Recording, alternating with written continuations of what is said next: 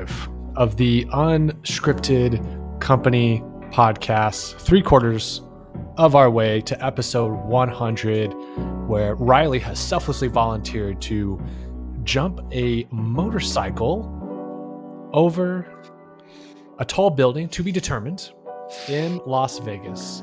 We'll have tickets. We'll do a live stream. It'll be an exciting time. We'll have food and appetizers catered by our good friends over at Applebee's, which I want to thank yet again for sponsoring another episode of this, one of the fastest growing podcasts on the internet. So shout out to our friends at Applebee's. If you haven't done so yet, go check them out late night. If you go after 9 p.m. on weekdays, 10 p.m. on the weekends, tell them Riley and JK from the Unscripted Company podcast sent you, and they will hook you up with half-price appetizers. It's a good time, eating good in the hood. With that being said, if the title didn't give it away, Riley, I didn't really tell you, or I guess give you the heads up that I wanted to talk about this, but it's been raining. I figured we were going to talk. I figured we were going to talk about it. We could definitely save that for our peak discussion. Yes, because there's some other things that I've been seeing videos pop up around talking about some stuff that we've talked about in the past regarding weather and different things like that. So yeah. Well, we'll definitely hit on that because there's also some political aspects behind this too that some people are upset about, some people are happy about. So, but we'll definitely save that for our peak discussion of the night.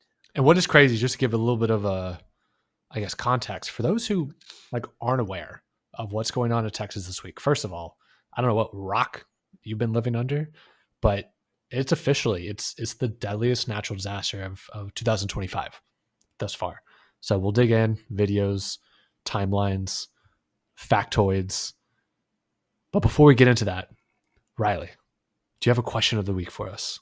I do have a question of the week. Also, let's just take a moment here to say that we have reached 60 followers on our Rumble. Yes. Oh, that's news to me. I've been keeping up with it just kind of passively, and just every day I've been checking it. It's we've been getting more and more, and we finally hit 60 followers. So we would love to hit 100 by our 100th episode. That would be awesome. So if you're watching this, please give us a subscribe. We have a whole backlog of episodes that you can go check out. Think about it like this. If we were a teacher or a college professor, right? We're teaching multiple courses worth of students at this point. Yeah. It's crazy to think about. It is crazy. And we're not even licensed to do so. I don't have a PhD. Wait, you don't have a license?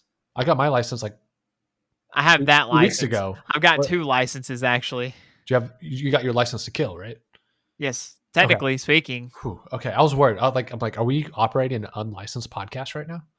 I was very concerned there for a brief moment. But yeah, we have reached 60 followers, and we're on episode 75, so we have 25 episodes to go to get 40 more followers. So, heck yeah! If you come across this, leave us a follow. Question of the week: would you rather be haunted by a ghost who leaves a Yelp review about your daily habits, or a time traveler who keeps spoiling your future one sentence at a time?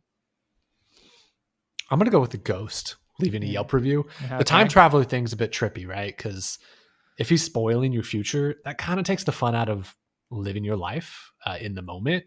I think we had a question, I don't know, this could have been 10, 15 weeks ago for all I know, where it was about kind of knowing how you die or knowing when you die, something like that. Mm-hmm. And that takes the fun out of life. Yes, you get curious. You want to know the truth, but if you have that knowledge, you're gonna live your life differently, right? You can be a bit more cautious, a bit more anxious. Maybe you're not gonna take some of those risks that normally you would have. So that's why I'm gonna opt for, in this scenario, screw the time traveler. I'm gonna have the ghost of Yosemite Sam, or whatever this ghost is, leaving Yelp reviews. Because also, I think that's a great idea for a TikTok account. I want to read these ghost Yelp reviews, and I think I can go viral with that idea. So I'll think about it. Maybe I'll create that account. Who knows? What about you? What do you think? Partially the same, but it's just I don't know.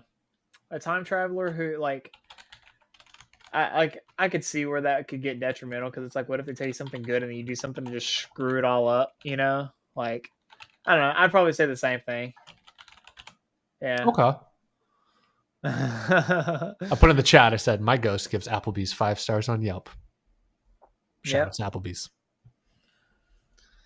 So I know eventually we'll kind of get around to the, for lack of a better term, disaster. This, like, it was raining before I got on this podcast here too. So, like, for context, all the rain that's been happening in the Hill Country, it's happening in Austin too, in Travis and Williamson County, Kerr County, all over the place, dude. It's crazy. I know we'll get into it here in a little bit, but like, it's wet outside. It is wet outside, dude. It is wild. I've seen roads shut down, but also, like, there's a road that outside of my childhood home that we used to drive on semi-consistently. The road doesn't exist anymore because the water removed it. It's kind of crazy. But I digress. Anything particular on your agenda, your list of things that you bring in the show notes this week that you want to cover first? If not, I'm happy to. I got 2 side topics I can bring up to kick us off with. I'll leave it up to you though. Well, I've actually got quite a bit. I mean, some of it is kind of like just update stuff, but also too, some of it is kind of different. I'll say that. So is that really politically correct to say? Like, it's different, just not like us? What do you mean by that? No, I mean different is what are you trying to imply here, really? What I am trying to imply is that we very well may have a new political party on our hands. I was seeing that, and I didn't think to add it as a topic, so I am glad you did, because this is breaking news kind of over the last 24, 48 hours here. Yeah. So those of you who have pretty much followed, I mean, if you haven't followed anything from the election since the election began, Musk was kind of like the unofficial VP. Not saying JD Vance isn't the VP, but he was kind of like that unofficial VP. Like, he was just like hanging out there with Big Daddy Trump over in the Oval Office, and Trump was just kind of giving him the go ahead to to seek out the Doge aspect. But before I get into this, there was also a story that kind of could go with this, that Trump was thinking about essentially Elon would get deported from the US. That's the thing. That's also like a little side tidbit on that. A lot of people, the average American, which, trust me, I love the American populace. No greater country on earth than the United States of America. But it's kind of funny. A lot of people don't realize Elon's from South Africa. Yeah. Like, the vast majority of the public, I think, just glosses over that or is woefully unaware. Not saying that's a good or a bad thing. It's just a fun fact that I think a lot of people just aren't aware of. Yeah. Because of the tax, and all this has to do with like the taxes.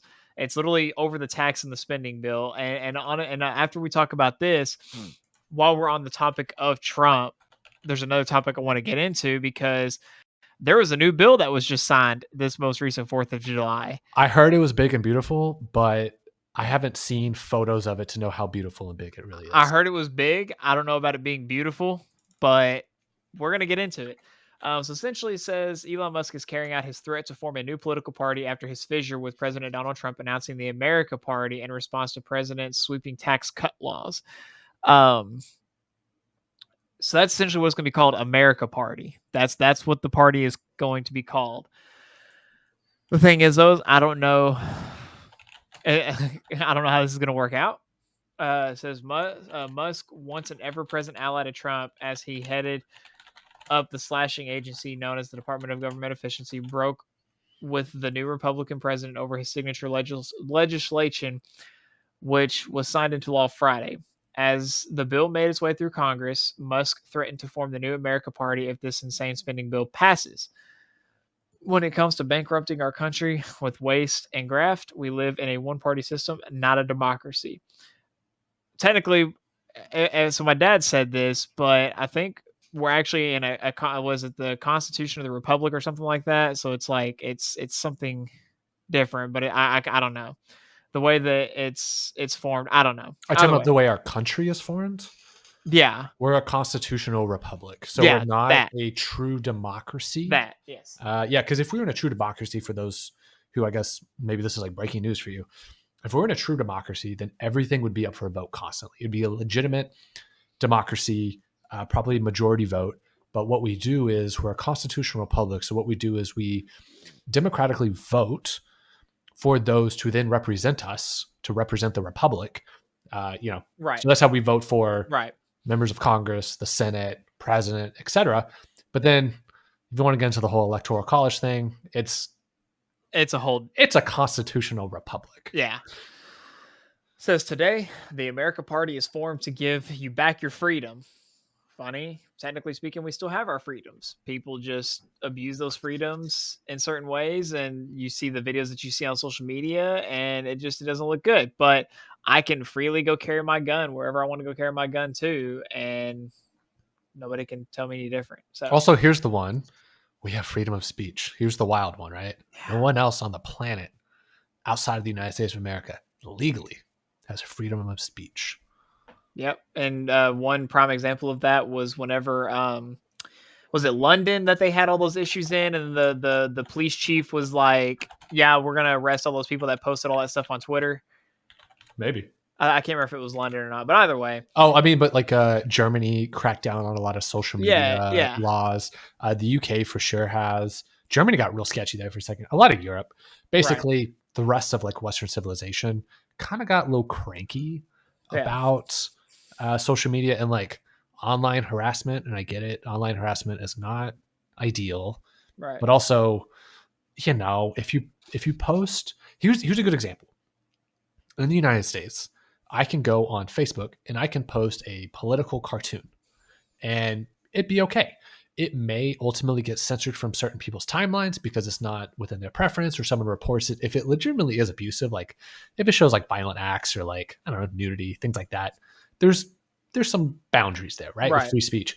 But in Germany or other countries where free speech doesn't exist, if I were to go post that same political cartoon, and I'm not saying anything risque here, like something that could literally get published in the New York Times in their like Sunday edition, right?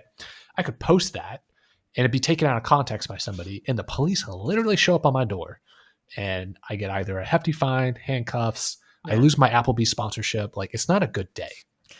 Well, I will say this, because the red flag laws were a thing that people, especially concerning firearms, that if you post something risque on I guess I use that term on social media, someone could report you and the cops could come and still confiscate your firearms. Well, Greg Abbott signed a bill that said that they're not adhering to red flag laws anymore in the state of Texas. Anyways, I digress on that. The formation of a new political parties is not uncommon, but they typically struggle to pull any significant support away from the Republican and Democratic parties, i.e. libertarians. That's technically the third party. But they never get anything. And it says, but Musk, the world's richest man who spent at least $250 million supporting Trump in the 2024 election, could impact the 2026 election, determining control of Congress if he's willing to spend significant amounts of money. It says his reignited feud with the president could also be costly for Musk, whose businesses rely on billions of dollars in government contracts and publicly traded companies. Tesla has taken a bit of hit in the market. It wasn't clear whether Musk has taken steps to formally create a new political party. Spokespeople for Musk and his political actions committee, America PAC, didn't immediately comment on Sunday. So again, it's still unknown. We don't know what's going to happen. But yeah, that's a thing that could quite happen. It could just be another thing where they're like, hey, look at this shiny new thing we have over here, while they're doing whatever they're doing over here. So be careful. I think it's kind of exciting. I'm not saying I'm in favor or against the new America Party. Is it the America Party or American Party? America Party. America Party. The America Parties. Yeah. The Ohio State University. But I digress. I think it's kind of exciting. I think it's exciting the same way of like Trump's first attempt to run. Well, I guess he was successful. His first campaign to run for president in 2016. I think it's exciting just because it stirs things up a little bit, right? At least in our lifetime. We've really only had the two political parties, and everyone's tired of that. No matter what side of the aisle someone sits on, I think most Americans, now I know there's some like radicals on both sides of that coin, but the average American, I think, can sit there and look at this two-party system, the way it currently stands, and be like, you know what? We need to rethink how we're doing this. And I'm not saying this third party is the answer, but I think it is exciting. It's different. I think it allows for new ideas and new theories, new, I don't know, streams of consciousness to potentially enter Washington. I think there's a number of people who currently sit in the House of Representatives who could potentially fit within this political party. I think it'll also be interesting to see, because of this third party, this political party will have to very clearly state what the party line is for their respective party, right? Right. And I think it'll be interesting to see what those party lines are in comparison to the status quo of the DNC and the RNC. Daddy Streaming in the chat says, I'd just be happy with term limits for members of Congress. I did remember seeing something, and I hope I bookmarked it. I did too. Some people were talking about that being a vote that they're going to actually put in. Yes. I saw earlier today, actually, less than 12 hours ago, I saw breaking news. There are 12 states in the U.S. that have formally adopted resolutions calling for an amendment to the U.S. Constitution to establish term limits for members of Congress. So that'll be interesting to follow. No relation really, I guess, to the America Party, but it'll be interesting to see, what comes out of that. All right. Because Lord knows we need some change. Because one of the things I had on my list, and I came across this, I saw a number of news outlets and podcasts bringing this up this week. New York Times article, actually from June 30th, kind of got overshadowed by some of the other news going on. The dollar, the currency that the United States of America and probably about 90% of the world trades in. The dollar has its worst start to a year since 1973. The subheadline says it has continued to slide even as President Trump has backed down from his tariff threats and the U.S. stock market has recovered from its losses. From the words of Joe Rinnison, says the dollar's off to its worst start to a year in more than half a century. The United States currency has weakened more than 10% over the past 6 months when compared with a basket of currencies from the country's major trading partners. The last time the dollar weakened so much at the start of the year was 1973, after the United States had made a seismic shift that had ended the linking of the dollar to the price of gold. So the last time we had this bad of a start to the year in terms of the value that a US dollar can get you was when we got off the gold standard. Now, am I trying to be Chicken Little here, saying that the sky is falling? Absolutely. No, I'm not. But it is something interesting. Yes, we have to understand this is the New York Times talking here. Any news outlet is going to have some kind of a bias with it, but the cold, hard facts cannot lie in the situation. We are down 10.7%. I believe that's 107 basis points for those who like to follow the stock market and love to use made-up terms that don't exist in the real world. You can actually see here on the graph, kind of interesting, seeing the drop. Says, this time the seismic event is President Trump's efforts to remake the world order with an aggressive tariff push and a more isolationist foreign policy.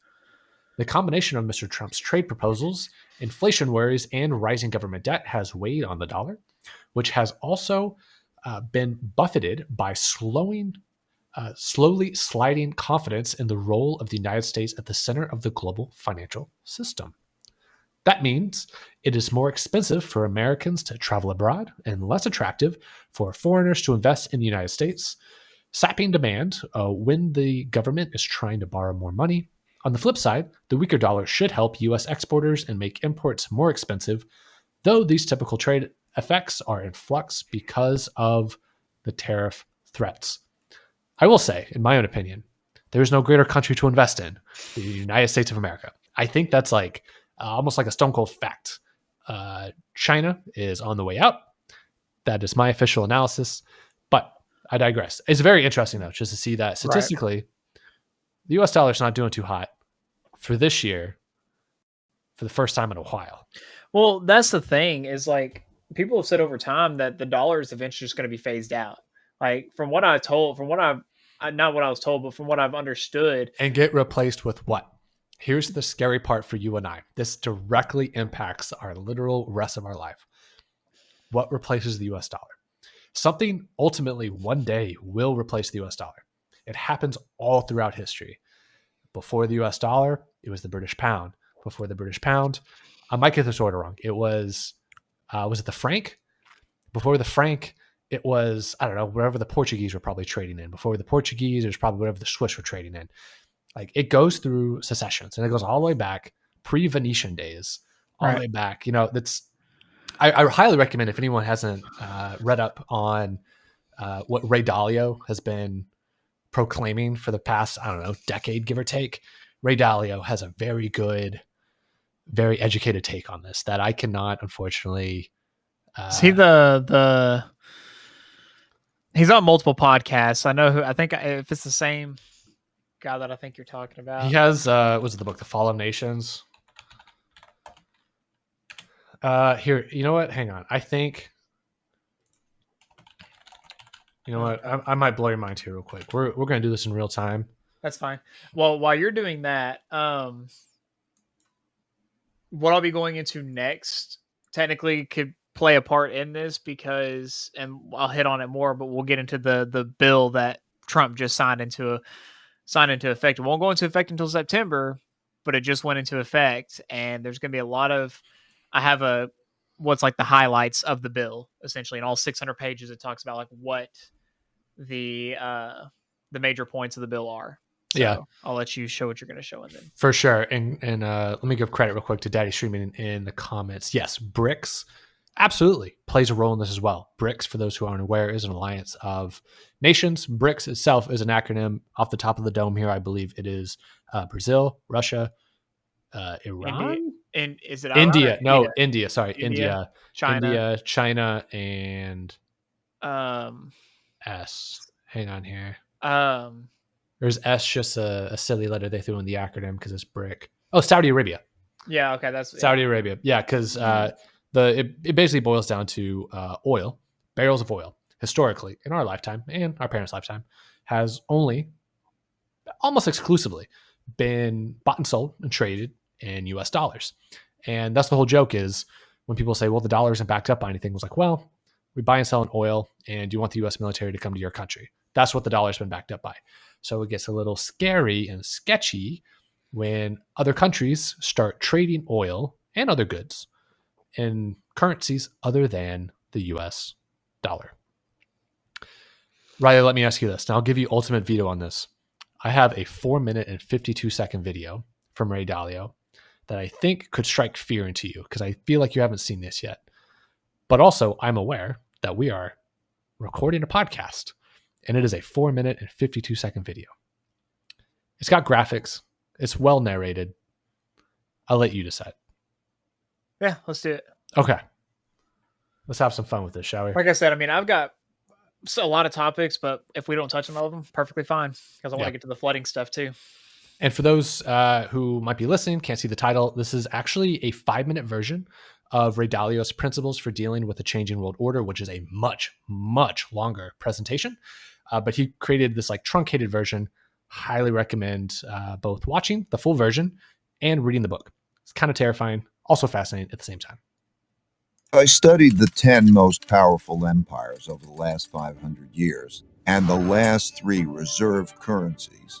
It took me through the rise and decline of the Dutch Empire and the guilder, the British Empire and the pound, the rise and early decline in the United States Empire and the dollar, and the decline and rise of the Chinese Empire and its currencies, as well as the rise and decline of the Spanish, German, French, Indian, Japanese, Russian, and Ottoman empires, along with their significant conflicts, as measured in this chart.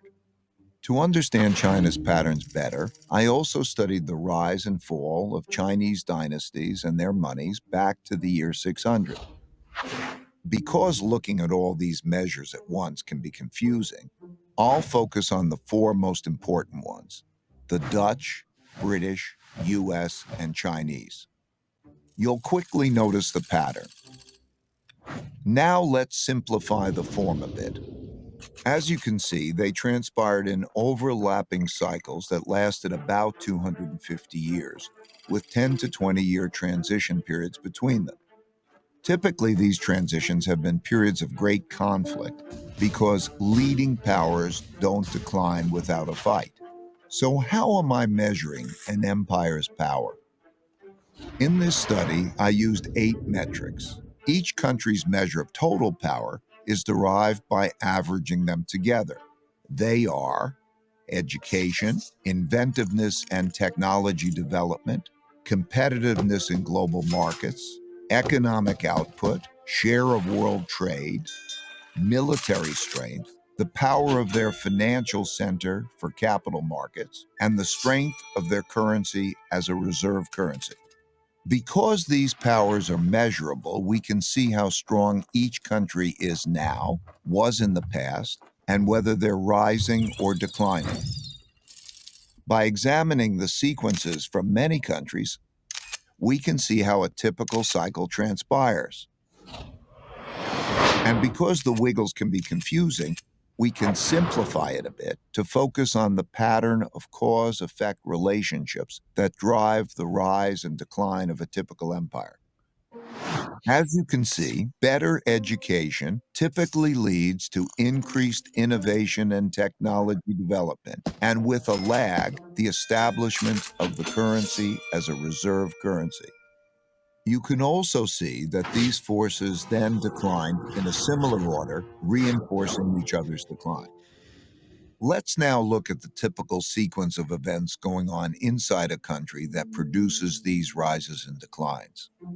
In a nutshell, the big cycle typically begins after a major conflict, often a war, establishes the new leading power and the new world order. Because no one wants to challenge this power, a period of peace and prosperity typically follows. As people get used to this peace and prosperity, they increasingly bet on it continuing. They borrow money to do that, which eventually leads to a financial bubble.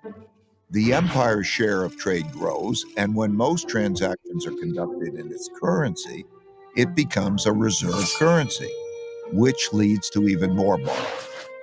At the same time, this increased prosperity distributes wealth unevenly, so the wealth gap typically grows between the rich haves and the poor have-nots. Eventually, the financial bubble bursts, which leads to the printing of money and increased internal conflict between the rich and the poor, which leads to some form of revolution to redistribute wealth. This can happen peacefully or as a civil war. While the empire struggles with this internal conflict, its power diminishes relative to external rival powers on the rise. When a new rising power gets strong enough to compete with the dominant power that is having domestic breakdowns, external conflicts, most typically wars, take place. Out of these internal and external wars come new winners and losers. Then the winners get together to create the new world order, and the cycle begins again. So, just something. Cool. There we go. Let me make sure I stop sharing that. I don't know if we're gonna get hit with copyrights when this gets re-uploaded on YouTube. So, if you're watching this on YouTube after the fact and you're just now hearing our voices for the first time again, you should come check us out on Rumble. We live stream every Sunday night. It's a good time. Highly recommend you come hang out with us. But I digress. I felt like that was something educational, like to show people if you really want to go and learn a lot more about it. He has a much longer, like hour plus presentation. same types of visuals. So it's very easy to listen to, a lot of fun graphs and charts and little doodads and whatnot. Highly recommend it. Yeah. Here's the thing. I've been talking about, I wouldn't say for a long time, but I've been talking about that. I've been talking about that because the uneven distribution of wealth, which here's the thing. Rich people will say it's so easy to get wealthy. You just have to, you have to follow these principles and these steps and do all this stuff and everything. Supply and demand. And you'll get there. But it's like, if I own my business, first of all, I have to find a product that people are going to be interested in and want to buy that product. Yeah, I work in real estate. Everybody wants to buy a house. Not everybody's able to buy a house. There's a big difference there. So it goes without saying that when it comes to the uneven distribution of wealth, I'll say this. Back when they had, when the original revolution happened, that then gave us our independence and everything and all the stuff that, we had gained. I don't know if there's ever going to be I don't want to say opportunity, another time for a revolution, because I think our government and whoever's above that government has everything figured out so much that they can just. I think you're giving way too much credit on that. They don't have everything figured out. No, I'm not saying everything figured out, but I'm just saying, with the amount of stuff that people tend to get wrapped up in on social media and on the news and all these little nuggets that they keep giving us. It's like herding sheep. Yeah. That's what I'm saying. So and I've seen people talk about it, like, when are we going to have another revolution? I don't know, when people finally realize, and I mean, nowadays people have a lot more priorities. Like, oh, I got kids, I got this. Well, do you want to see your kids have an amazing future? But I guess let me ask you this, like, what would the revolution be for? What's the end result? What's the goal? Right? You gotta have a goal. You gotta have something you're like. I mean, it could be based around based around the fact that politicians are government employees that are technically elected by us to go perform in, the Senate and Congress and everything. Mm-hmm. And they're not even supposed to be making the amount of money that they're making, but somehow you have people like Nancy Pelosi, who's a millionaire, who, because she, they talk about the insider stock trading and all that kind of stuff because they were able to get inside secrets on how to do certain things. That shouldn't happen. But is that enough to like take up arms rather than getting policy changed? I mean, it's already done now. And it's like the wealth is so unevenly distributed now that it's like, I mean, a lot goes into that. I mean, you had COVID, all this other kind of stuff that, all the money and everything like that got spent the way it did. But it's like the fact that and I don't know everything about how the government spends and does all the stuff with the money. I don't even begin to even understand that. But it's like, I don't think they're handling it the right way. I don't think they're handling my money the right way. And the fact that, and I know they say that, what's our tax rate like overall? Like our national tax rate is like 20. I have no idea. Off the top of my head, no idea. Well, all these people say, Kat, I need you to chill out. I know sales tax is 0.08%. Well, here's the thing. That's all I got. Well, here's the thing. We get taxed on our checks. Yeah. So we pay taxes on our checks. Then when... because you have federal income tax. We live in the great state of Texas, so there's no state income tax. But other states do. Other states do. Property tax. Then special district tax. Then you spend tax money when you go buy something. Yeah. And then you pay taxes again at the end of, like, when it comes to tax time, you may have to owe in taxes in certain cases. So it's like everything that you spend money on, you get taxed on, and you're already taxed on the money that you're making. Yeah. So it's like, why does the amount of tax exist the way it does? Because here's the thing.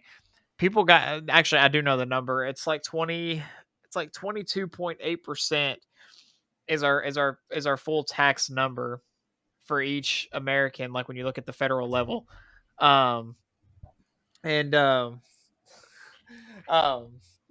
back then when they had the American Revolution with, Great Britain and all that kind of stuff, they were fighting 2% taxes, but now we're in the 20%. So it's like, I get it, economical changes, things like that, but it's like, really? But we also have like airplanes and cell phones and central air and, homes that hopefully, don't have asbestos and things. And some people that still don't make enough money to afford to live today. I get it. And you're getting taxed on every little thing. Yeah. Yeah. No, I don't disagree. No, I yeah. don't disagree. There's also more opportunity today than there was back then 100%. to succeed. Yeah. Yeah. To thrive, I guess. I will say you brought up something earlier, like before we watched that, about like policy changes. Yeah. Well, here's the thing. If we have policy changes, and let's say that they actually put term limits on people in Congress and stuff like that, you can't just be a lifetime politician. You're in for a certain amount of time, you're out, you're done. Yeah. Who's going to go in their place? That's the thing. There'd be people that would run. You can still make it lucrative, right? Because, okay, I'm thinking out loud here. So if you were going to run for any kind of federal office, let's hone in on like House of Representatives or the Senate, right? You're running for probably small. You put yourself in a bucket of who you are as a person, right? You are either in it for yourself, lucratively, right? Like we all know, people get elected into federal office, and then with the level of access they have, the level of behind the scenes into what policies are going to get debated, enacted, passed, you can leverage that to make some money on the stock market. We've seen that with countless members of the Senate and Congress that beating a dead horse with that. So that's like one bucket, right? You do have another bucket where this is a much smaller bucket, I imagine. You do have individuals that do run for office who legitimately care, right? You have Thomas Massey out of Kentucky, if I am correct, who, legitimately at the end of the day has the country's best interest in mind, both mainly from a fiscally standpoint, but also like culturally, right? And I'm sure there's like some other buckets out there where some people are kind of half in, half out, but where was I going with this argument? I have no idea. Talking about there being people that would actually still run. Yeah, there's still going to be the Thomas Masseys of the world. If you put term limits in, you're still going to have people that go and serve. They're respected a lot of time and come out. Now, I think there's other things that kind of have to go in with this. Like, what's the average pay of like a U.S. congressperson? It's like $100,000 or something. U.S. Congress average pay. Let's see here. Quick Google search. The base annual salary for most members of the U.S. Congress is about $174,000. However, Speaker of the House earns a slightly higher salary of $223,500. Should it be that much, though? Yes, I think so, because it is a very important job. I think it's easy to say it's too much because we know there's other ways to make money on the side as well, Like so it's like currently doing. I mean, yeah, but not everyone's doing that. There definitely are a number of them who are better at it than others. I think the funniest thing I like to think about, do you know who Tommy Tuberville is? The name sounds familiar. Yeah, he used to be a college football coach. I think probably locally for you and I, the closest thing we might remember him from was he used to be the coach at like Texas Tech.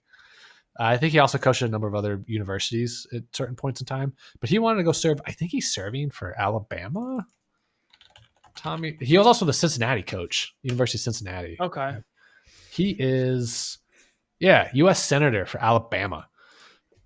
Well, but he has good stock picks also. Bet you he didn't have good stock picks when he was a college football coach. Right. Well, here's the thing. So, I could see there still being people that want to run. I could see that. The thing is I would also put into something in that bill that makes it to where, how do I put this in a way where it doesn't sound ridiculous when I say it, but when you have families that are just involved in politics, like the Clintons, for example, or the Bidens or any of them, like that's there's a lot of families. That's the thing. That's where stuff can get really tricky at, because it's like, let's say you have someone that's in Congress that may or may not have made the best decisions for certain aspects in our country. Let's just say, again, Speaker of the House, all that kind of stuff, whatever. And then their kids want to go and be lifetime politicians. Well, they've already got the in because their family was, and they've already got the money, so they can just buy their way into it. That makes it tricky. Instead of finding people who, like, I've played with the idea of, doing local political stuff here in Denton, but I don't have the. Denton is one of those small towns where there's a small number of people who actually run the day-to-day commerce. If you think about it. Denton is the definition of a small number of people or families running the day-to-day. That's how it is back home in Paris too. Oh yeah.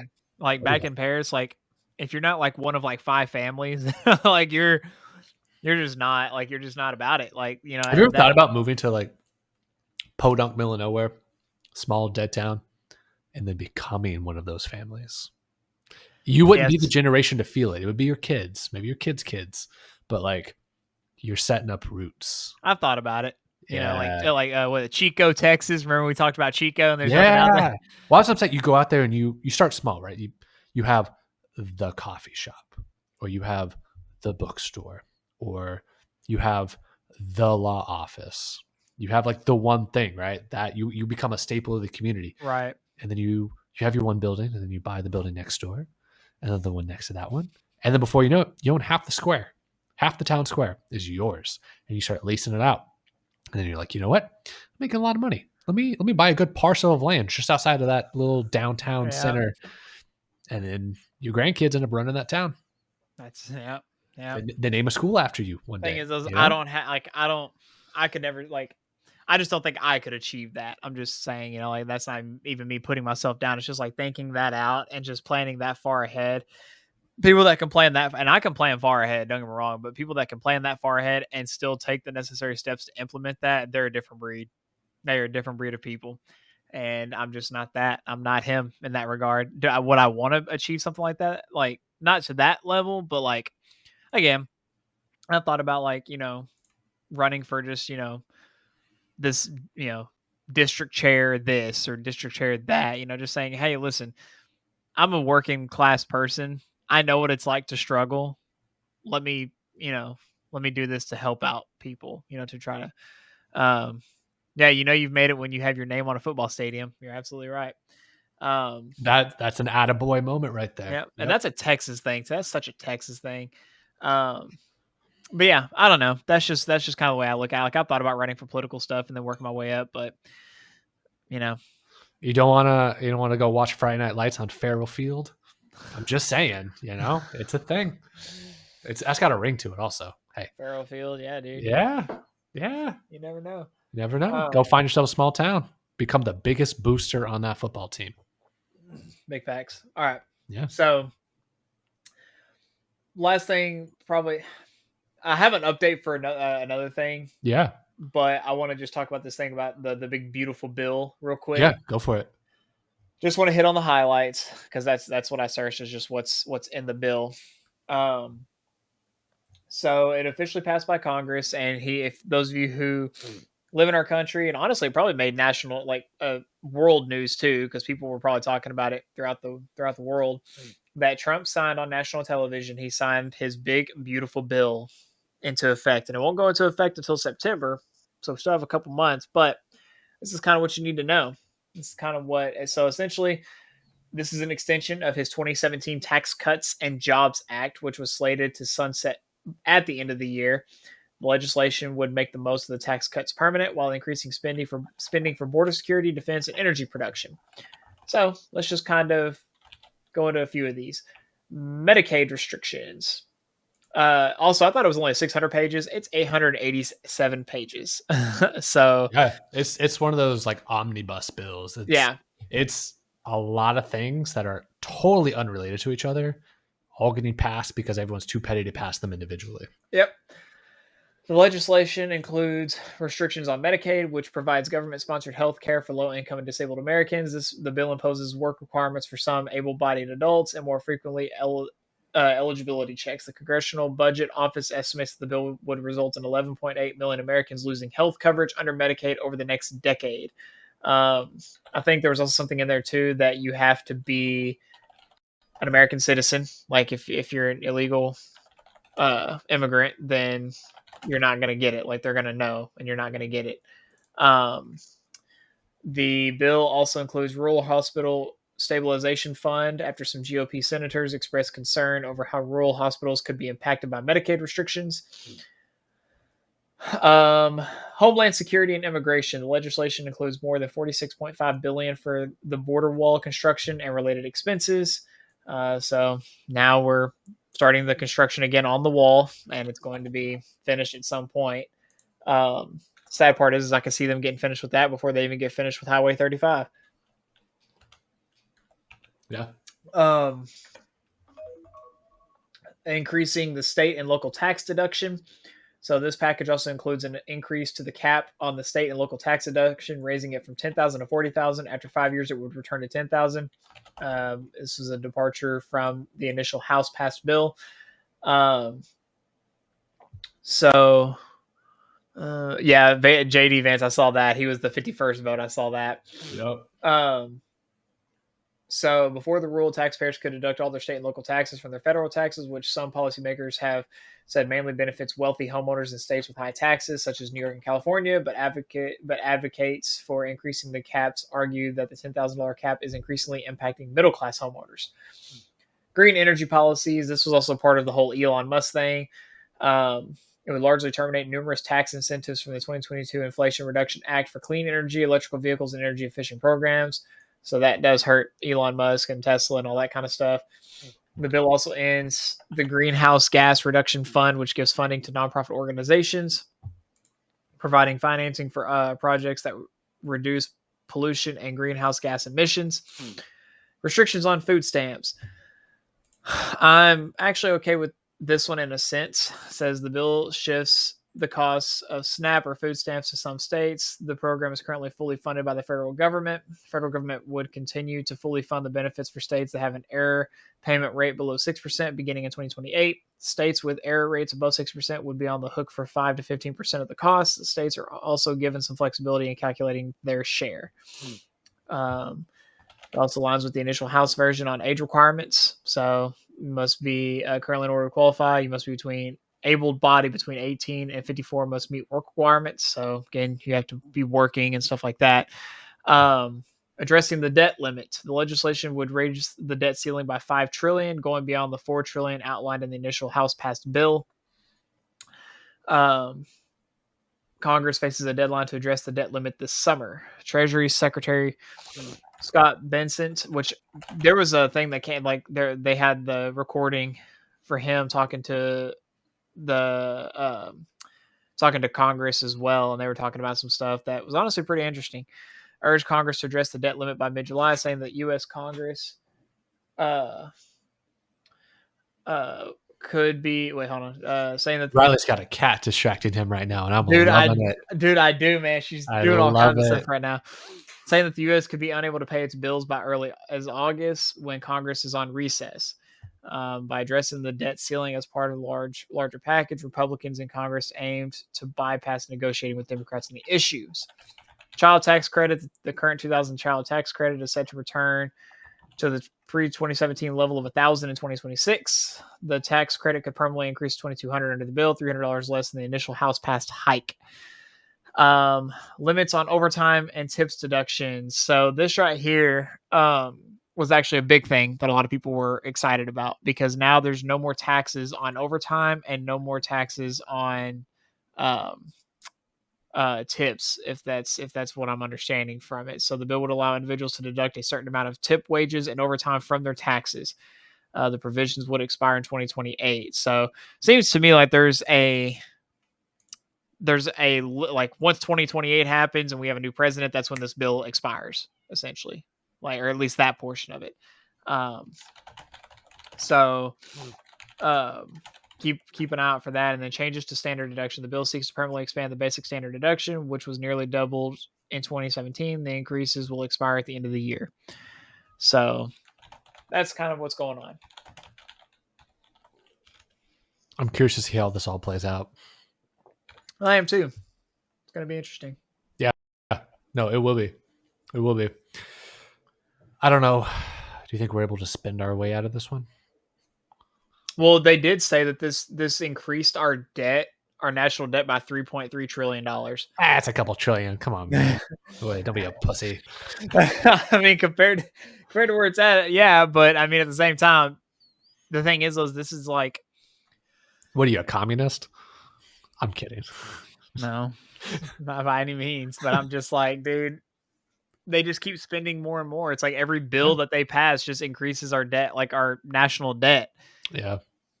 And it's like the goal is to get out of the debt. Like it's like you did the thing with the Doge to quit. I literally feel like they did all of that just so they could pass this bill. I don't even think they found that much money to save from Doge. Like, don't get me wrong. It was billions. Yeah, I think the Doge effort was a net positive. It was kind of controversial. The communication sucked, but the idea of Doge, I think, is a net positive. Yeah, go find waste. Get rid of the waste. There are people, going back to your whole argument about people or members of Congress, members of the Senate needing term limits because they're suckling on the teat of the federal government, right? That's happening in other divisions of the government as well. Doge can go in there, chop it off, fix it up, whatever. But I don't think they actually found that much waste in comparison to $5 trillion. No, they didn't. They found what, like hundreds of millions, which is still, that's a lot of money. They were barely in the billions, I think. I think it was like rough, like right into the billions, if I'm not. I could be totally off base with that, but I'm pretty sure it was like right in the billions that they found. Dave Ramsey cries. Yeah, I typoed Davey Ramsey. Davey Ramsey. Yeah. But yeah, so that's, I don't know. We're never getting out of the debt. I feel like, yeah, you're absolutely right. We won't ever be debt free. I could see us honestly hitting 40 trillion by the end of Trump's presidential term. Oh, that's rookie numbers. You got to pump it up, son. Think big. Think triple digits. No, you're probably right. That's realistically. Yeah. But also, like, I don't know what the state of inflation is going to look like. Inflation slowed on paper. But... Well, they talked about how they what was I trying to say? Listen to the cat meow. Yeah, dude. The Fed was supposed to be meeting to cut the rates again, possibly. No, I don't think you're going to see that anytime soon. Well, they were supposed to meet this week, or like, so I think it was this week, if not last week, and they were talking about a possible rate cut. And that's what people have been telling me, like, oh, we're waiting to see what the Fed's going to do. I'm like, they're not going to cut the rate. People have been saying that since the beginning of 2024. And if they cut the rate, it's going to be a very, very minor change in the interest rates overall. Yeah. It's not going to make a difference. So, and then you have a scenario where rates do get cut. Therefore, the price of these assets, which in this case, we're talking about single family homes, skyrocket. They won't skyrocket. You don't think so? They can't, because homeowners are already dropping the prices because people weren't getting offer. I saw my listing is still sitting there. I have not gotten another offer on my listing since my clients turned that one down. Yes, but think about this, and I could be totally wrong on this, but if it's easier and cheaper to borrow money, i.e. interest rates coming down, so it's cheaper to borrow money, that means there are going to be more people flooding into the market. Therefore, if you're on the selling side, you're going to have more offers. Therefore, you can probably get a better asking price than you would have when there's less buyers. I'm already going to have to talk to my clients and be like, hey, we may have to drop this, like, I don't know, $20,000, like, because right now their the best offer that they got was the $50,000 less, and I haven't gotten any more showings or anything like that. So it's like we're gonna have to get creative here with some stuff, and I've been doing some reverse prospecting, but nothing. Haven't gotten anything, and I'm like, I would like, if I sell anything, I would love to sell this listing and help them buy. If I sell nothing else for the rest of the year, I'm cool with just those two. Because you got to remember, there's a ton of people who would love to go buy, but they got locked into those sweet, juicy low rates of 2019, 2020, early 21. Yeah. And I'll be honest with you, like, when I buy my first house, like, I'm not gonna,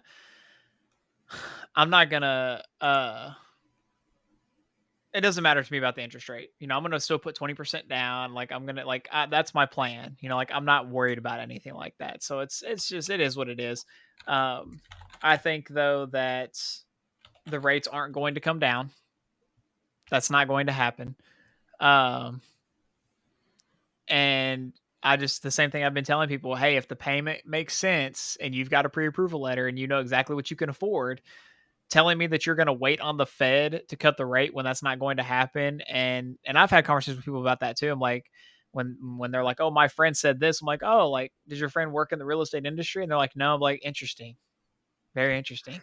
Well, it's hard. People scroll TikTok and Instagram reels all day, and they get people who are very convincing and confident about their statements. So, it's the same way that, like, I'm sure you've seen some realtors and in the business and the industry who probably aren't the smartest cookies, but they're confident in what they do. So people trust them and follow them. I'm just straight up with people. Like, I say it with a confident tone, but I'm straight up with you. Like, I put it, and as soon as I get done saying this, we can destruction, dude, for real. Yeah. So Riley actually has a bobcat living with him at the moment. Riley's very passionate about bobcat rescue. We're not charities. We're just not. So he's been having this like bobcat named Stacy. We're gonna name this bobcat Stacy. This bobcat's been living with Riley for, I don't know, about 7-8 days at this point. It's kind of wild.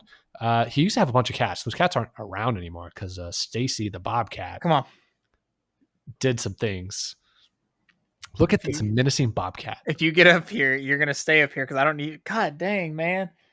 What happened? What did the bobcat? She jumped up on top of my shelf up there, and she knocked down like so many things that I'm gonna have to pick up after we're done. So again, bobcats these days, man. I'll tell you what, dude. I'm telling you. So she's just gonna stay right here. Anyways, I forgot what we were talking. Oh, well, we were talking about Stacy the bobcat. Yeah, the housing stuff too. Yeah. We're gonna squat in a Los Angeles home for a couple months. We're gonna get it for free, but we're gonna live stream the whole thing. It's gonna be great. Right. So allegedly. Yeah, when it comes to housing though, it's like people want to. Oh, like I put in an offer. Okay, I put an offer in on this house, and the house was already pretty much to their high point on their budget, but they liked it because it had the shop space, it had everything that they needed. Well, they wanted to ask for concessions back. I'm not going to go into all the details, but they wanted to ask for concessions back, but they also wanted to offer $10,000 less on the house. Granted, it's been on the market for 60 days. So I was like, oh, okay, well, we'll see what they say. Well, they came back and then the seller wanted us to offer more than the list price on the house to get the concessions back. And I was like, okay, well, what about this? Needless to say, this listing agent wasn't very, I don't know. They didn't seem like they cared to even honestly do it because they turned down 4 offers. And I'm like, look, man, you haven't gotten any other offers on this. Like, let's just do this.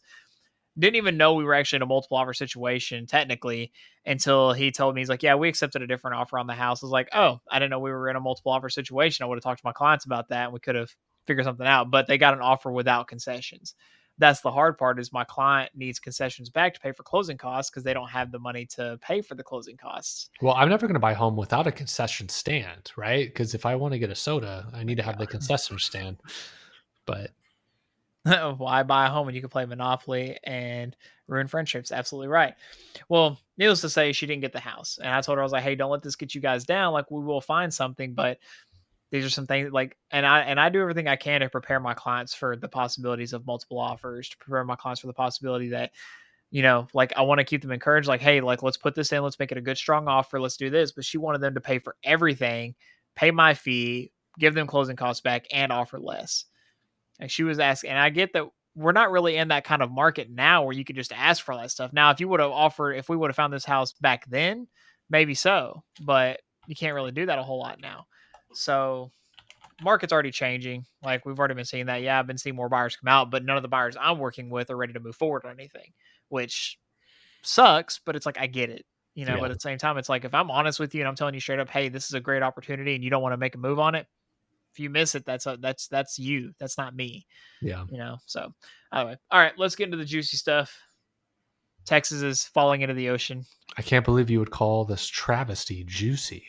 That's so inconsiderate of you. It's not juicy. I'm sorry. Our glorious sponsors, Applebee's, Eating Good in the Neighborhood. Go hit them up late night, 9 p.m. on weekdays, 10 p.m. on weekends. Tell them Riley and JK from the Unscripted Company podcast into. They'll hook you up with half-price appetizers. See how that just rolls off the tongue now? It does. I love it. No, I'm just giving you a hard time. Yeah, it is. I guess juicy could be a word, an adjective to describe it. Absolutely bonkers. So let me give the folks out there, and let me refresh the page because the numbers keep updating as the day progresses, and it's it did update the numbers. Damn. And when I say the numbers, I mean the number of people that are confirmed dead from this. It literally updates throughout the day, and it's a travesty. So let me rattle off some headlines real quick, courtesy of KXAN in Austin, Texas. Good summation of what's going on here. For those who've been living under a rock and that rock hasn't been swept away by floodwaters, it rained in Central Texas. Like, it rained. And I'll show numbers. Like, basically, Central Texas, a lot of the country, but Central Texas and the Hill Country has been in a drought, kind of a severe drought. Run out of water. A lot of people moving here. A lot of people living here. We drink. We pee a lot. There's a lot of water, right? We're using a lot of water. Let me preface that. Well, it rained. So here's some top headlines. At least 82 flood-related deaths have been confirmed across Texas after catastrophic flash flooding. 68 of those in Kerr County, which is where Kerrville is located, where the epicenter of this is, and I'll show some visuals here in a bit. 6 deaths in Travis County, which is Austin. 3 in Burnett County, which is just northwest of Austin, not that far away. 2 in Kendall County, Hill Country. 2 in Williamson County, where I am right now. And 1 in Tom Green County, which is out west in the Hill Country. They're just a little past the Hill Country.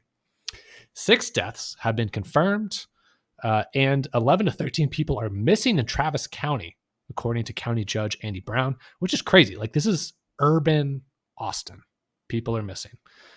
3 deaths have also been confirmed in Burnett County. Crews there are currently searching for 5 others, including Marble Falls Area Volunteer Fire Department Chief Michael Phillips, who was swept away in floodwaters. 2 deaths have been confirmed in Williamson County, where I am right now, and 1 person remains missing there. More than 100 people have been displaced in Williamson County. At least 68 people are confirmed dead in Kerr County, including 28 children, and 11 people are still missing. Families have identified some of the victims from Camp Mystic, which was a youth camp, an all-girls youth camp that got swept away in the middle of the night, literally swept away. Terrifying. Right. Because of this, boil water notice, all that fun stuff. Watercraft has been banned, and across all of the city of Austin, most everywhere that there's a body of water, you can't be on it right now because it's sketchy. So, what the heck happened? Let me pull up. There was also a couple too in Flower Mound. The husband lost his life, and they're still trying to look for the wife. There's a couple that's local to Flower Mound. So I'm just going to go through some tweets here on Twitter, X, whatever you want to call this, just to give some visuals here. So one of the places impacted by this was Llano, Texas, because they call it Llano because the Llano River runs through it, right? Let me show you what the Llano River normally looks like. Let's also just preface this, that when you actually look at the radar, like when they showed the radar of what this was. Oh, I got radar too. This was legitimate, and we'll talk about it more. That this was legitimately a land hurricane. Yes, tropical storm, tropical storm. This was a legitimate tropical storm that did not start in like over the ocean. Like, it literally started. This is kind of where we'll talk about it once the radar part comes up. But go ahead. And Daddy Streaming has something that I'm going to pick up at the very tail end. That's what I'm saying. Yeah, there's some questions. Yeah, there are questions about cloud seeding. So here's what the Llano River normally looks like. It looks like a normal Texas river, meaning it's dry. There's some water. It might look brown, a little greenish. So what did the Llano River look like on July 4th? As soon as this video loads, any moment now.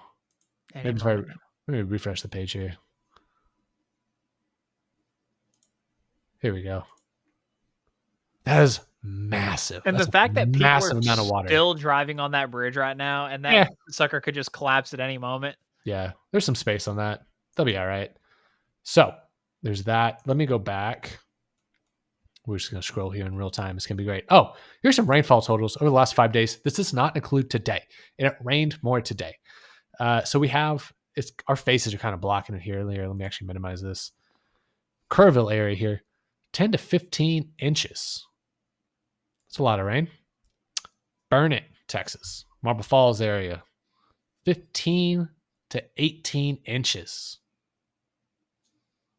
Go up to Fredonia, Mason, London, Menard, almost 20 inches of rain. This is unheard of. This is a ton of water. Let's look at some more video here. Actually, you know what? Here, let's look at this radar here. This is a 16-hour time loop Doppler radar of this weather pattern just sitting over the hill country. Fredericksburg, Kerrville, Round Rock, Northwest Austin like up it's here. not ending. Like that's the crazy thing. Yeah. Passes through, kind of pops back up again, and it just sits there. It just rains. So we have that. Let's see here. What else we got? Oh, let's look at Kerrville here. Kerrville got hit like none other. Here's this. Here's some before. Texas, then and now. Some Google images of 2024. You can kind of see what the Guadalupe River looks like. I believe this is the Guadalupe here. Now look at it. That's terrifying. This is crazy. This is bananas. This is like halfway up, if not on top of trees at this point. And this all happened over one night, basically. Here's 2019. It's like a neighborhood, right? Yeah, the road is subject to flooding. I get that. There's a lot of roads that are subject to flooding, right? Now look at it. What road? There is no road. This is crazy.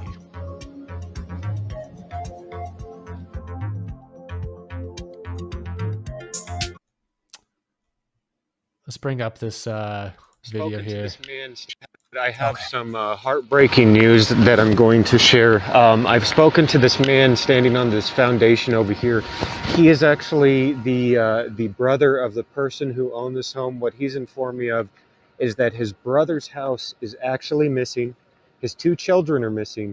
He has no idea where his brother is, and he doesn't have any idea where his brother's wife is. So his brother's home, including his brother's wife, and his 2 children are now missing on the situation. He's in shock. That's what he was able to share with me. But I do have confirmation that a home was here. Now it's not here. And this man is sort of left to see what actually progresses of the situation. Can you imagine going to see a family member to check on them, and the house is just gone? Like, it is just 86 the home.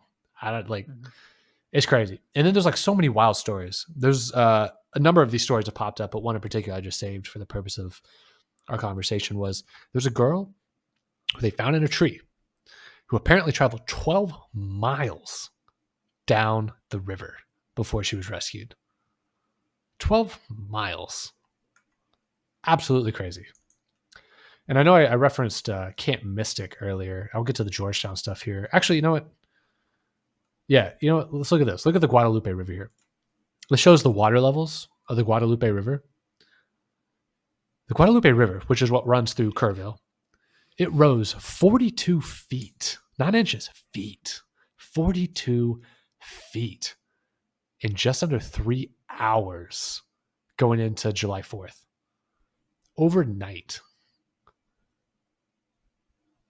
42 feet. This is crazy. Normally it sits around, I don't know, 4 feet. Got all up to 47 and a half feet of water. God, I'm just in, like, I'm not saying a lot because I'm just in shock. Yeah. This also didn't just hit, Kerrville got hit hardest because one of the camps you've heard us reference, Camp Mystic. Mm-hmm. Here's a quick like Google Maps overview showing where Camp Mystic is. This water, this is the Guadalupe River here. You can kind of see where Camp Mystic was located. Like, yeah, it's along the river, but like it's safely off the river, right? This is where you'd build a home that you'd walk down to the river and feel pretty safe about doing so, you know? All right. This whole thing got washed away. And it happened in the middle of the night. So you had that go down in Kerrville. It also, a day later, the San Gabriel River in Georgetown, which is like north of Austin, Williamson County, absolutely just got flooded. They had to do water evacuations, all this fun stuff. This river usually looks like the Llano River did. It's usually like borderline dried up. And here in a second, you'll see some apartments that typically have land between the river and the apartments. The first floor is safely under the water. kind of crazy. I actually drove over this on Saturday because we had to drive up to Belton, which is next to Temple, for anyone who's familiar with the Texas geography. I drove over the San Gabriel River on Toll Road 130 on the east side of Georgetown. This thing is like, man, it looks like Schlitterbahn. If you've ever been to Schlitterbahn, it looks like a freaking water park. It is bananas. It happens so fast too. Here's a good time lapse, actually. I did see this. Yeah, here's a time lapse of the Llano River, just showing how quickly it went from this is what it normally looks like to this. Like that happens, like in retrospect, yeah, it's sped up, but it's like that happens super quick. Yeah, and you can see how fast it happened. Like, look at the timestamp here. Hours, minutes, seconds. You don't even have to worry about the hours here. Look at the minutes. We're at the 10th minute of whatever, hour this is. Ready? Yeah. 7 minutes. 7 minutes going from like dry, I mean, it's technically a river, but it looks like a creek, to the sucker is, you don't want to be on that. Let's see what else I got here. Quick clip from Fox News segment, which also, this is I should have said this at the very beginning of the episode. It has been hilarious and sad. Hilarious to see all the talking heads on social media instantly become an expert in the Texas Hill Country in flooding conditions, like overnight.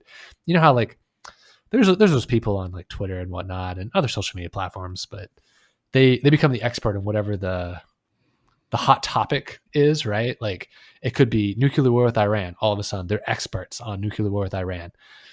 When it floods in the Hill Country, they're like, "Hey, I'm an expert on the floods in the Texas Hill Country." And I'm like, I just want to throw them a gif of The Rock saying, "Know your role and shut your mouth," basically. Right. Anyways, here's a quick clip from Fox News. Just give them some commentary. I just got a text before I came on air, and we're going to hear these stories more and more from parents who text me. They were bringing their little girl who was spared home, and they asked her what happened. And I'm not using any names, but she said they were awakened, and the water was at the door. The camp counselor took a rock and smashed out the window. They climbed out the window in bare feet and nothing but a nightgown on in neck-high water. They walked through the water. They got to another position where there was some dry land. Then they moved to another position. She said, I don't know how we made it. She had her name on the back of her clothes she was wearing, but she wasn't even in her own clothes at the time. And so these little girls and these camp counselors, you're going to hear heroic story after heroic story. These camp counselors are teenagers themselves for the most part. And they eventually got to higher ground where a helicopter came and rescued them. We have a story of a 27-year-old young man in one of the houses along the riverbank. He saved his mother, and I believe it was his aunt or grandmother, but he was swept away. There was heroism yesterday everywhere. And these camp counselors, again, 750 girls in this camp, and we have 27 missing, and we're not going to give up looking for them. We're not going to give up looking for them. And they still haven't found everybody. There are still people missing. Yeah. Travesty, though, I think I just saved my bookmarks here. I got on my likes for sure. Terrifying story, actually, of that camp. News came out later about it. Oh, I have it here. Where is it? Here we go. Unfortunately, this gentleman here. Oh, this one's hard. One of the bodies recovered was actually the camp director of Camp Mystic. It says Camp Mystic co-owner Richard Eastland was confirmed dead, attempting to heroically rescue some of his campers before they were swept away in the deadly Texas floodwaters. Eastland, who had been involved with the private all-girls Christian camp since purchasing it in 1974 and served as its director, died trying to save his kids from a devastating flash flooding that ripped through the region on Friday, according to Texas Public Radio. So it's like there's so many, and we haven't heard all the stories yet. There's going to be so many stories that come out of all this of people who unfortunately were either swept away, passed in the moment, like trying to save other people because it just came so freaking fast. Yeah.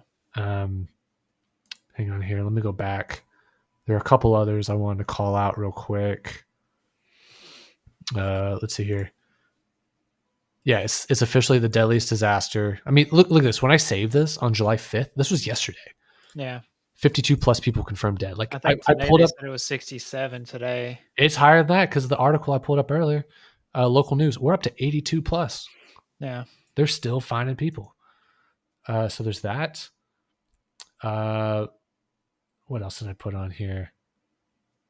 Oh, Kerrville got more rain today. This is from today. They had more storms come in. That's dumped even more rain on them. What else was it? There was one other thing about they had to open dams in the Lower Colorado River Authority, which is what controls lake levels. Here we go. This is what controls Lake Travis, lake levels in Austin. So for those who aren't, I guess, familiar, there's 3 lakes in they call it the LCRA, the Lower Colorado River Authority. You have Lake Buchanan, Lake LBJ, Lake Travis. Lake LBJ is what they call a constant level lake. It is always the same level. It never goes high, never goes low. It's the exact same level. The reason for that is you have Lake Buchanan, which they control the amount of water that pours into Lake LBJ, and then they control the amount of water that comes out of LBJ and goes down to Lake Travis. This all is controlled by the Colorado River that runs through Austin and other towns like Marble Falls and Burnet and stuff like that. They had to open 10 floodgates, which is kind of unheard of. The amount of water they had to move from lake to lake just to keep things from getting even worse. All that being said, one individual who is of note I have in here. Also, shout out to HEB. They are on the scene, setting up, making sure people are taken care of. This is why HEB is also another great company. HEB will be there weeks before FEMA ever shows up. Ain't that? But hey, wait, FEMA's going to give you $700 for all your lost possessions. Yeah. I will say, let me say something real quick before you continue on. When they had the fires in Hawaii and the hurricane and all that kind of stuff that happened, the response time for those people was next to nothing compared to the response time for this. And I know presidency, they can say a lot of stuff, but it's a lot of the action behind it, how quick they're able to do it. But Trump straight up was just like, any and all resources you guys need, we're here for it. We're going to help you.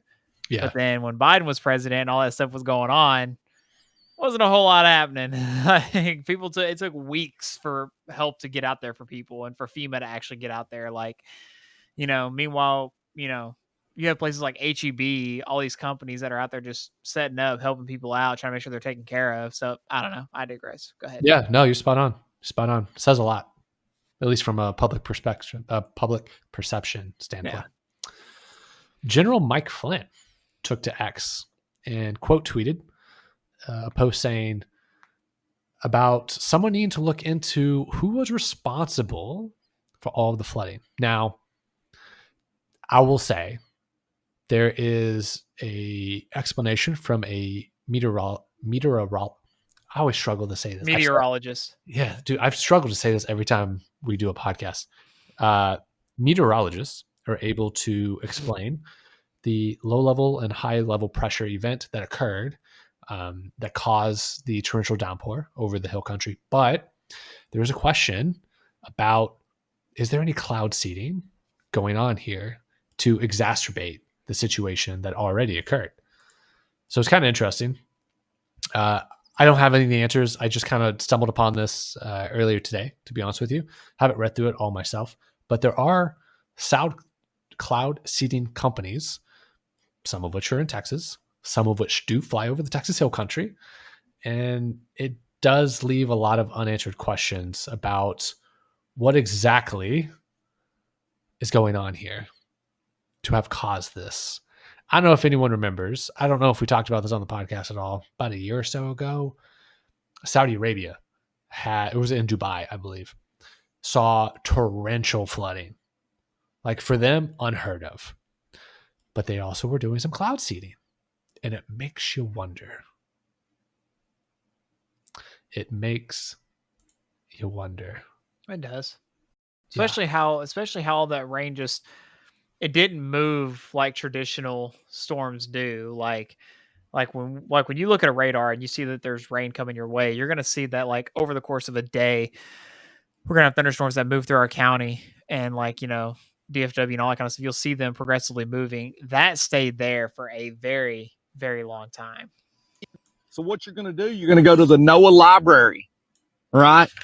And you got to scroll down to the bottom of the page, but you'll see this is weather and climate collections. So you're going to scroll down to the bottom of that page there, and you're going to type in Texas. And what you're going to find is you're going to find this. I've highlighted it here. You're going to find, and it'll tell you when they were seeding, okay? Because let's face it, folks, 30 foot of water in an hour at 4 a.m., people didn't have a chance.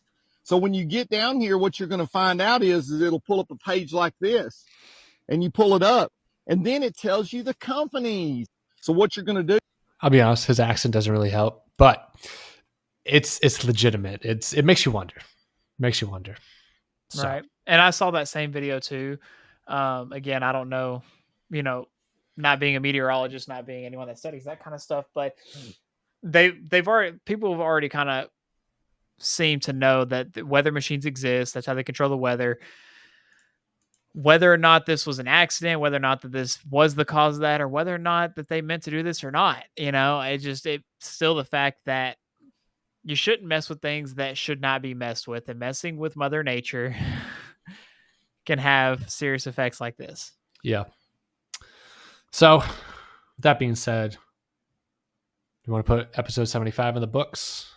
Yeah, I can always touch base on everything. Like, all my stuff is just basic updates on things, and there is an update about the Carmelo Anthony thing, but I'll save that for next week. Maybe we start off next week's episode with that. Yeah, we can do that. Yeah.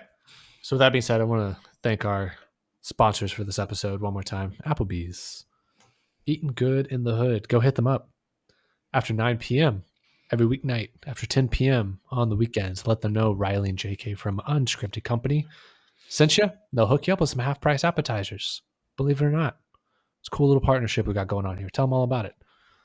With that being said, if you haven't done so already, give us a thumbs up, give us a like, give us a follow, give us a subscribe. You know all the buttons you got to click, all that fun stuff. If you've been hanging out with us this whole time, first of all, it's been fun.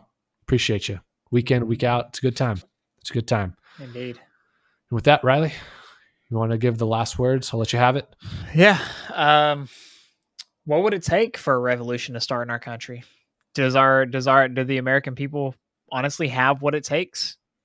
If are we ever going to get to that point again? What are your takes on the big beautiful bill, the BBB?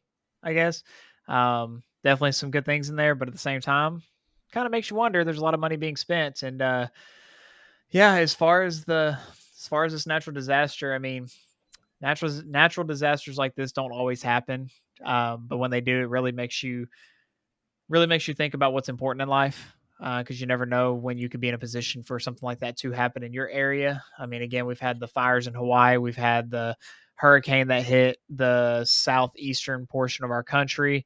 And now we've had this.